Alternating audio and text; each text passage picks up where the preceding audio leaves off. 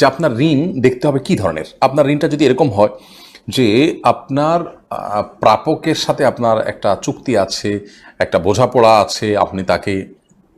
কিস্তিতে আপনার ঋণ পরিশোধ করছেন বা একটা সময় নিয়েছেন, সেই সময় আপনি পরিশোধ করবেন, এরকম সিচুয়েশন থাকলে আপনি ঋণ দিচ্ছেন, আবার আপনি কোরবানি দিচ্ছেন, আবার ঋণ পরিশোধের মতো ব্যবস্থাপনা আপনার আছে, সেদিকে আপনি ধাপে ধাপে আগাচ্ছেন, তাহলে কোনো অসুবিধা নেই। কিন্তু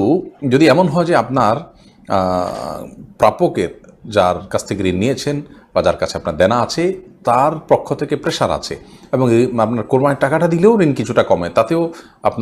আপনার প্রাপক খুশি হয়, সেটা না করে আপনি কোরবানি করলে সেটা কিন্তু আপনার জন্য জায়েজ হবে না। কারণ আপনি যদি ঋণগ্রস্ত থাকেন এবং ঋণ দেওয়ার মতো কোনো টাকা না থাকে, তাহলে সেক্ষেত্রে কোরবানি নয়, আপনার জন্য ঋণ দেওয়ার গুরুত্ব অনেক বেশি। আর যেমনটা আগে বলেছি, ঋণ দেওয়ার বিষয়টি যদি একটা সিস্টেমের মধ্যে থাকে, একটা কমিটমেন্টের মধ্যে থাকে, ধরুন 1 বছর সময় নিয়েছেন, সে 1 বছর পর আপনি দিবেন ব্যবস্থা আছে।